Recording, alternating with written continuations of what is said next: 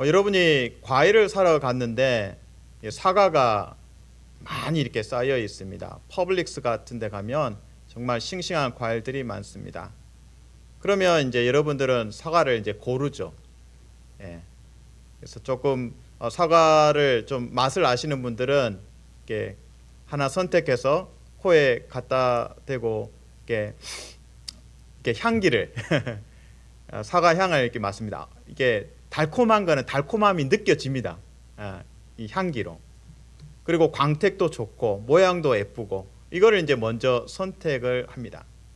그렇게 손님들이 오기 시작해서 8시부터 픽업돼서 팔려간 사과가 있고, 그리고 1시간 지나서 9시에 또 손님들의 선택을 받는 사과가 있습니다. 점심 무렵에 또 일단에 손님들이 와서 사가는 사과들이 있습니다. 아마 제일 좋은 사과들은 아침 8시, 9시 이미 또 많이 팔려갔겠죠. 그래도 12시에도 나름 괜찮은 사과들이 있습니다. 8시, 9시, 12시, 또 오후 3시에 또 손님들이 와서 사과를 가져갑니다. 5시에, 오후 5시에 보니까 이제 남아있는 사과들이 몇 개 없습니다. 남아있는 사과들의 상태는 어떨까요? 예, 벌레 먹은 데도 있고, 또 광택도 없고, 코에 갖다 대보니까 무 냄새가 나요. 사과가 아니라 달콤함이 느껴지지 않습니다. 오늘 포도원 품꾼의 비유는 이겁니다. 아침 8시에 주님이 나가셔서 사람들을 품꾼을 고용합니다. 8시, 9시, 12시, 오후 3시, 오후 5시. 근데 오후 5시까지도 놀고 있는 사람을 만난 겁니다. 그래서 이 포도원 주인이 5시에 사람을 고용해서 이제 포도원에서 일하게 하고, 그리고 100불을 지급하는 겁니다. 근데 퇴근 시간이 몇 시냐? 6시입니다. 5시에 온 사람은 1시간 일하고 100불을 받는 겁니다. 근데 아침 8시에서 6시까지 일하면 몇 시간 일한 겁니까? 10시간을 일한 겁니다. 시간당으로 계산하면 시간당 10불씩 되는 거죠. 아침 8시 와서 100불 벌고 간 사람이 있고, 그리고 오후 5시 와서 1시간 일하고 100불 벌어간 사람이 있습니다. 근데 이 이야기에서는 먼저 온 사람에게 100불 주고 빨리 보냈으면 괜찮은데 거꾸로 한 거예요. 5시에 맨 나중에 온 사람에게 100불을 주고 그게 다른 일꾼들에게, 품꾼들에게 노출이 됩니다. 그래서 아침 8시에 왔던 일꾼들이 화가 나고 뿔이 나서 주인에게 항의를 하죠. 우리는 하루 종일 이 수고와 더위 속에 견뎠는데 우리 더 줘야 되는 거 아닙니까? 주인의 말은 이것입니다. 내가 100불 주기로 애초에 약속했다.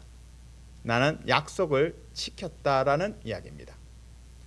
우리의 질문은 이것입니다. 이거 unfair한 거 아닙니까? 불공평한 거 아닙니까? 1시간 일하고 100불 버는 사람이 있고, 누구는 10시간 일하고 100불 버는 사람이 있다면 이거 unfair하고 불공평합니다. 근데 이 이야기 속에 은혜가 담겨져 있습니다. 제가 사과 이야기를 했습니다. 5시까지 빈둥거리고 놀고 있는 사람, 왜 거기 남겨져 있었겠습니까? 5시까지. 사과하고 똑같은 겁니다. 일을 시키려고 보니까 사람이 힘을 못 쓰게 생겼어요. 환자 같아요. 5시까지 남아있는 사람들은 환자 같은 사람들이에요. 8시에 선택된 사람들은 어이구 힘께나 쓰겠는데, 근육이 좀 있는데, 건장한데, 오늘 이삿짐 제대로 나르겠는데, 그래서 선택받은 겁니다.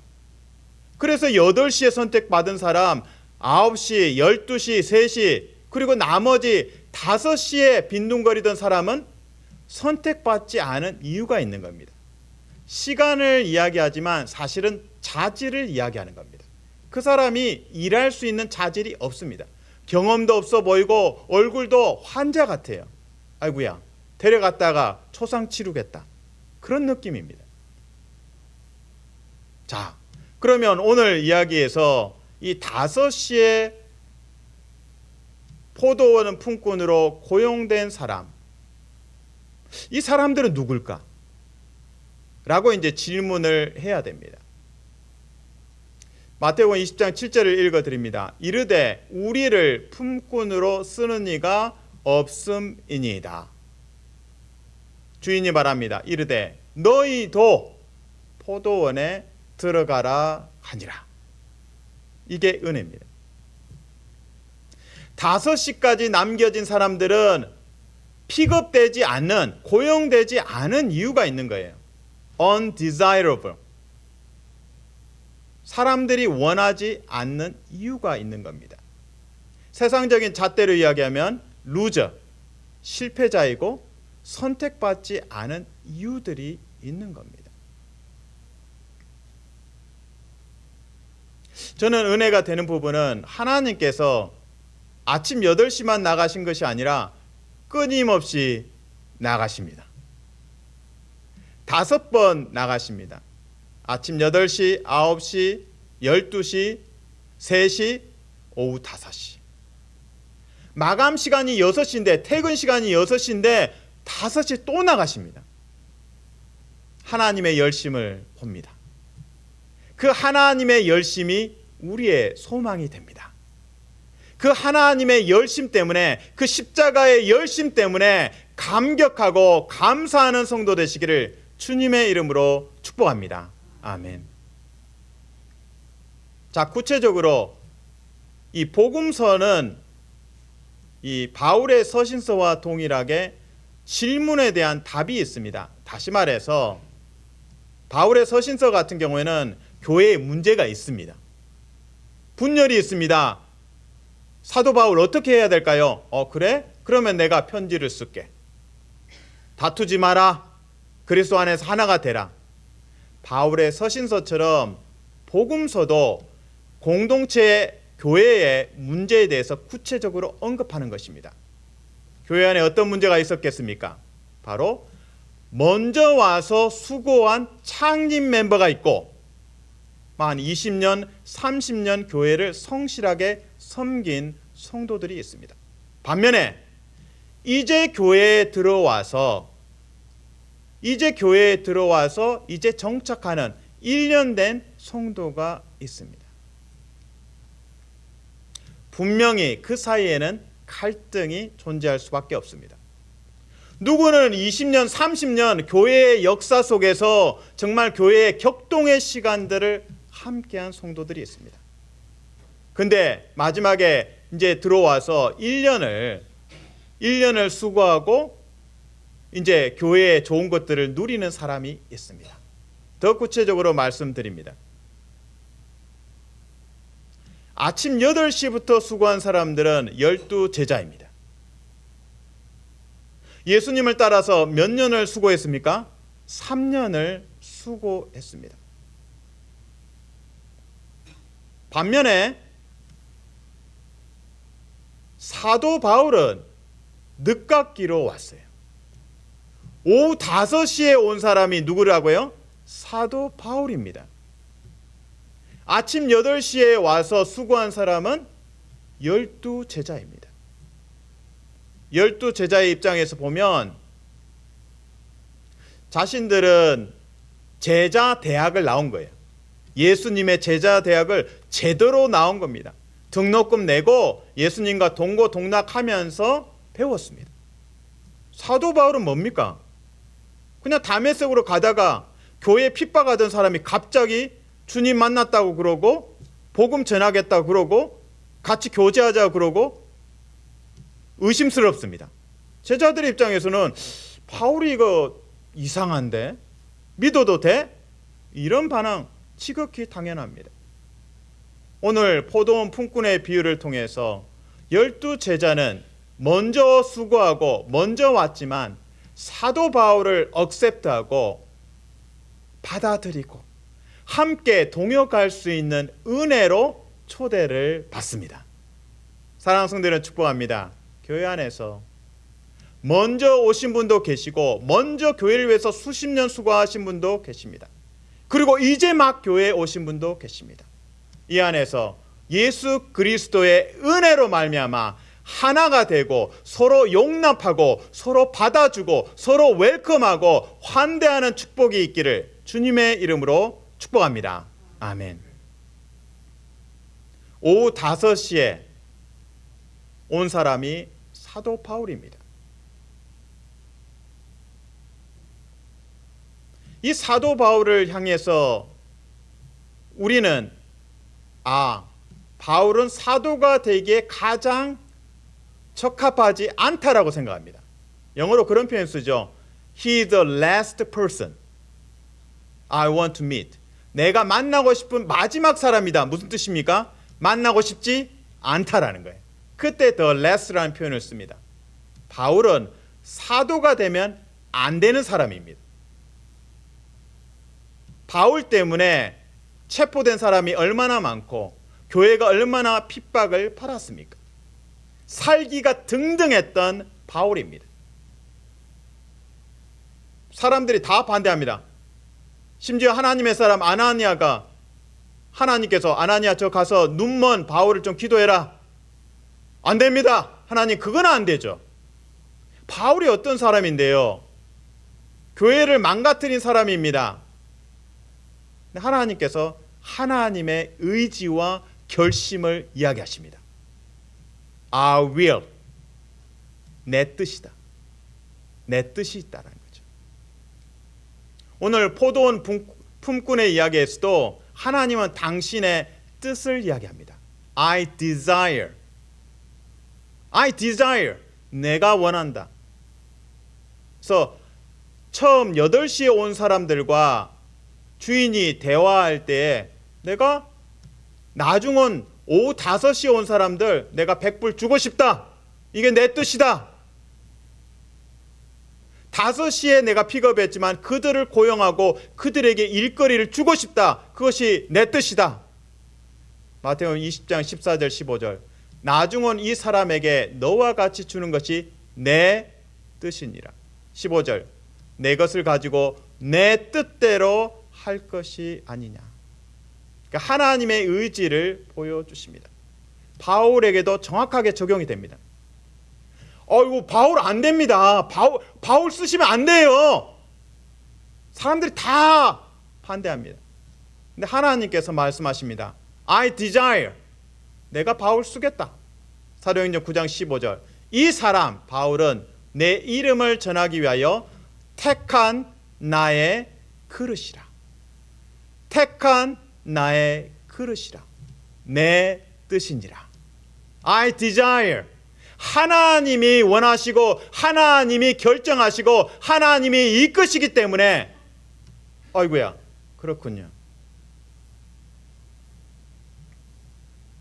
사랑하는 성도 여러분 축복합니다. 우리 삶에 적용해 보면 내가 5시에 놀고 있는 사람처럼 느껴질 때가 있습니다. 사람들의 선택을 받지 못하고 놀고 있는 자신을 발견할 때가 있습니다. 기억하십시오. 하나님께서 말씀하십니다. 내 뜻이니라. 바울을 향해 말씀하셨던 것처럼 내 이름을 전하기 위하여 택한 나의 그릇이라. 그 음성을 듣는 성도 되시기를 주님의 이름으로 축복합니다. 아멘. 이렇게 바울은 오후 5시에 정말 사람들이 기대하지 않았는데 사도로 복음 전도자로 쓰임을 받습니다. 이제 저는 오후 5시에 또 부르심을 받는 다윗을 소개합니다. 다윗은 이새의 아들입니다. 이새에게는 아들이 몇 명 있었겠습니까? 8남매입니다. 다윗은 몇째입니까? 막내입니다. 막내들은 찬밥 신세입니다. 사울 왕이 이스라엘의 당시 사울 왕이었는데 그가 하나님께 불순종했습니다. 하나님께서 다른 왕을 세우고자 하십니다. 그래서 사무엘을 이새의 집에 보냈습니다. 사무엘은 VIP입니다.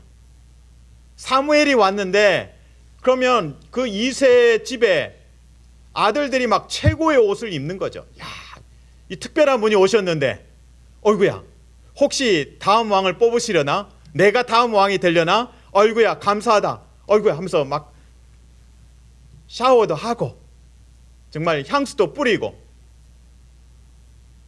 그 자리에 다윗은 초대받지 못했습니다. 다윗은 어디에 있었습니까? 양을 치고 있었습니다. 왕이 될 수 있는 그 후보군에도 포함이 안 됐어요. David was the last person to become the king. 아무도 다윗을 기대하지 않습니다. 사무엘상 16장 11절, 내 아들들이 다 여기 있느냐? 이제 사무엘이 이새에게 질문한 겁니다. 이새가 이르되 아직 막내가 남았는데 그는 양을 지키나이다.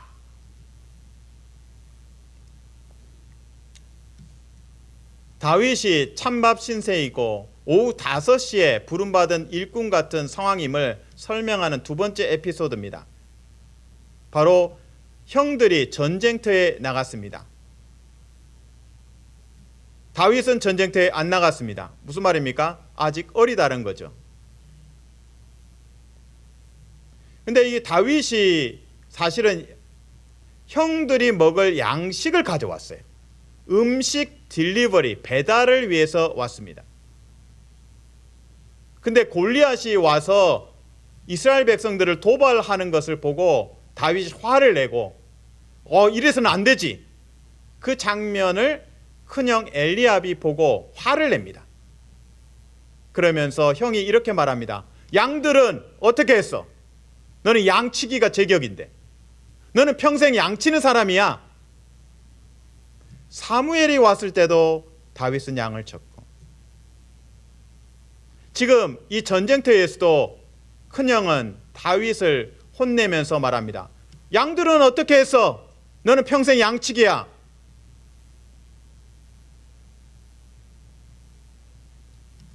그 형의 말이 참 고약합니다. 양들을 누구에게 맡겼느냐?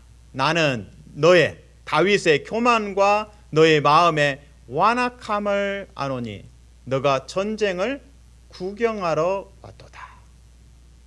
다윗을 보고 형이 말합니다. 너는 전쟁을 구경하러 왔다.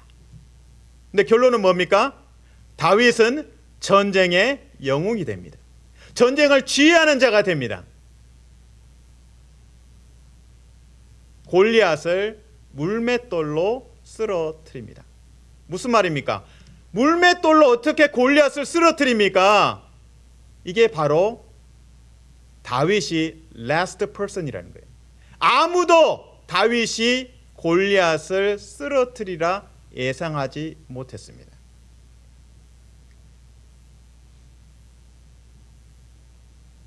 우리의 삶이 다윗과 같습니다. 아무도 기대하지 않지만 하나님께서 기름 부으셔서 사무엘을 통해서 다윗이 양치다가 마지막에 불려와서 기름 부음을 받습니다. 기름 부음의 뜻이 무엇입니까? 내가 너를 사용하겠다는 겁니다. 너는 특별하다. 너를 특별하게 사용하겠다. 형이 다윗 보고 너 전쟁에 구경하러 왔지? 너는 참 완악해. 너는 교만해. 근데 하나님의 음성이 다윗에게 있습니다. 너는 특별하게 사용될 것이다.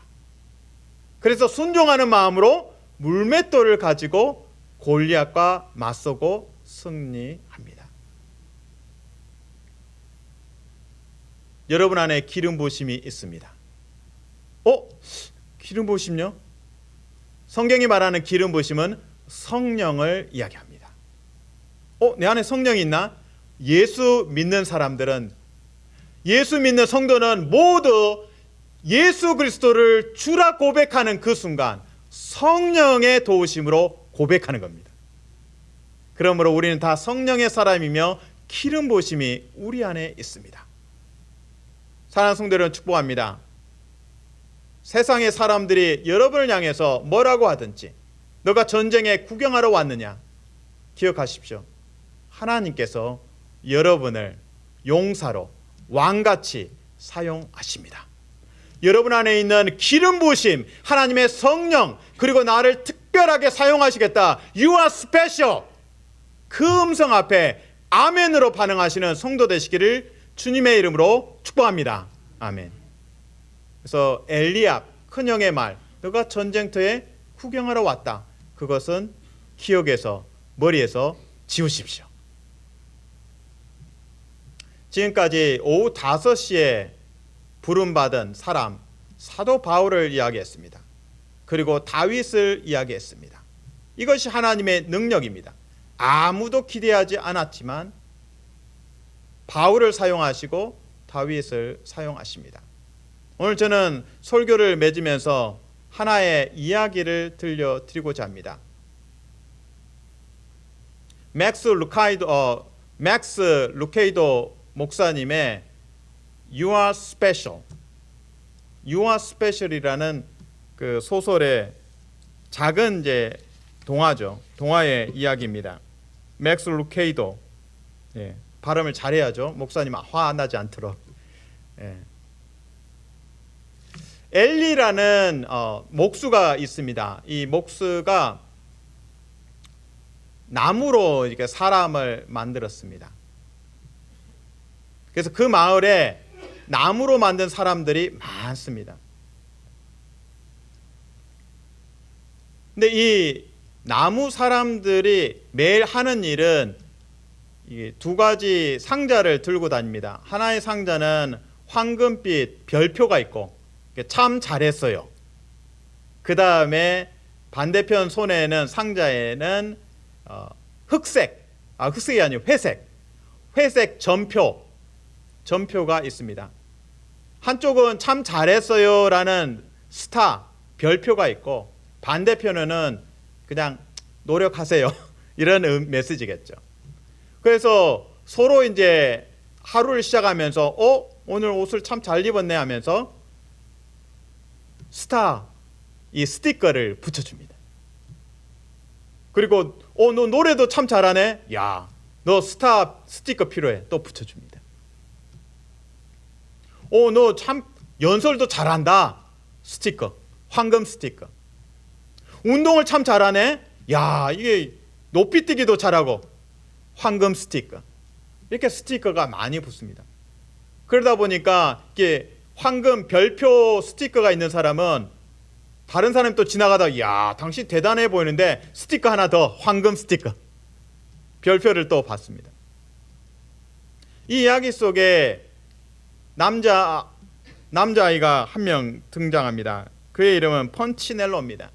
그는 재주가 없습니다. 그래서 자신도 좀 노력하면 별표를 받을 수 있을까 노력을 합니다.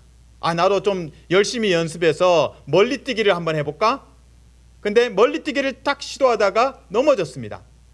그것을 보고 사람들이 그에게 회색 점표를, 스티커를 붙여줍니다. 펀치넬로는 이렇게 변명합니다. 나 그래도 최선을 다했어. 사람이 지나가면서 말합니다. 변명도 안 해. 또 회색 스티커를 붙여줍니다. 시도하면 시도할수록 펀치넬로는 이 몸에 계속 회색 점표가, 스티커가 붙습니다. 나중에는 이제 자포자기하죠. 아이고, 나는 안 되는구나. 근데 어느 날 한 소녀를 만났습니다. 그녀의 이름은 루시아입니다. 근데 루시아는 온몸에 스티커가 하나도 없어요. 황금빛 스티커도 없고 회색빛 스티커도 없고 아무것도 없는 거예요. 사람이 와서 너 잘한다 하고 황금 스티커를 붙여주면 그게 1초 후에 떨어집니다. 그리고 어떤 사람이 너 지나가다가 루시아 너는 아무것도 없네? 이상한데? 하면서 회색 스티커를 붙여줍니다. 1초 후에 떨어집니다. 펀치넬로가 질문합니다. 왜 너에게는 스티커가 안 붙지? 나는 우리를 만든 엘리 그 아저씨를, 목수 아저씨를 날마다 만나고 있어. 그 아저씨를 만나면 나처럼 될 수 있어. 펀치넬로는 가고 싶었습니다. 그 목수, 엘리 목수를 만나고 싶었습니다. 망설이다가 갔습니다. 근데 그 엘리 목수의 집에 그 웅장함 속에 조금 주눅 들어서 뒤로 돌아섰습니다. 그때 펀치넬로 웰컴! 그 목수의 목소리가 들렸습니다. 제 이름을 아세요? 당연하지. 내가 너를 만들었는데. 자, 한번 볼까? 하면서 목수가 그 펀치넬로의 몸을 보고 회색 스티커로 몸이 많이 붙어 있는 걸 발견했습니다. 그래서 펀치넬로는 저는요 노력 많이 했는데 별표는 못 받았어요. 목수가 이야기합니다. 괜찮아. It's okay. It's okay. 너에게 별표나 또 회색 점표를 붙여준 사람들은 그냥 나무 사람들이야. 중요한 것은 내가 너를 어떻게 생각하느냐가 제일 중요하단다.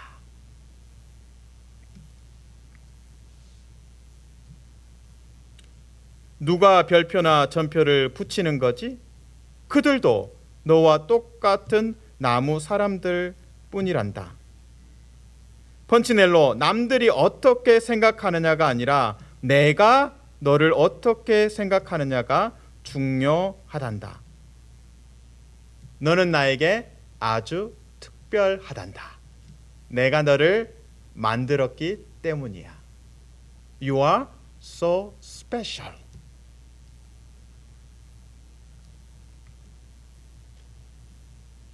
그리고 목수는 이렇게 말합니다. 사람들이 붙이는 표는 이 표는 소중한 거야 라고 너가 생각하면 붙어 있는 거야.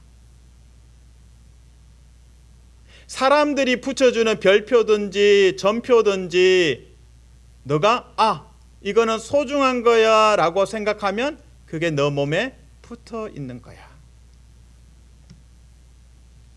표는 너가 그것을 중요하게 생각할 때만 붙는 거야. 그러면서 목수는 이렇게 말합니다. 나의 사랑을 계속 생각해 보렴. 나 너를 정말 사랑한다. 나의 사랑을 생각하면 생각할수록 사람들이 너에게 주는 스티커에 무관심해질 거야. 그러면 그 스티커는 자연스럽게 떨어져 나갈 거야. 펀치넬로가 말합니다. 정말로요? 정말로? 그게 가능한가요?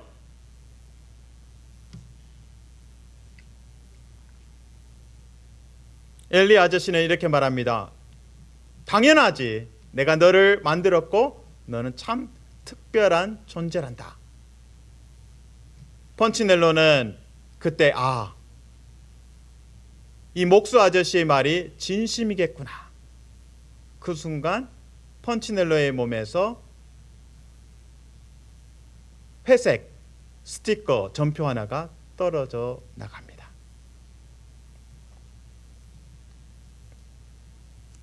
맥스 루케이도 목사님의 이 설교, 이 이야기 속에서 엘리는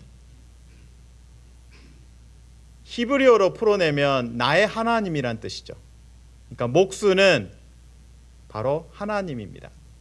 그 다음 이야기는 제 해석입니다. 이 목수 하나님께서 나무 사람을 만드셨습니다. 왜 나무일까요? 돌로도 안 만드시고 흙으로도 안 만드시고 불로도 안 만드시고 얼음으로도 만들지 않고 왜 나무로 만들었을까?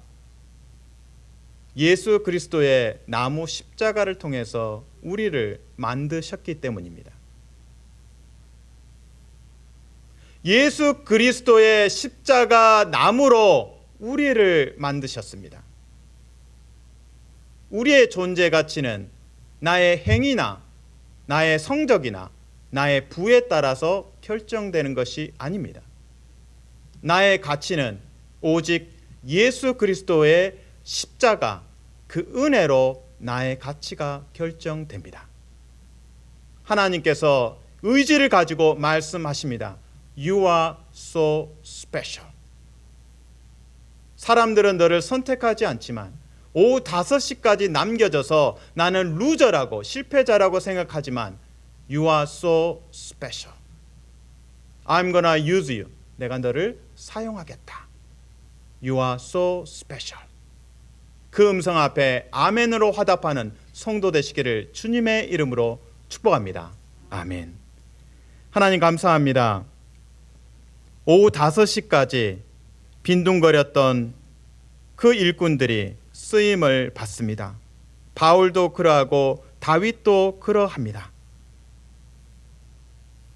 십자가 위에서 행하신 하나님의 은혜로 구원받고 그 은혜 때문에 살게 하여 주시옵소서. 예수님 이름으로 기도합니다. 아멘.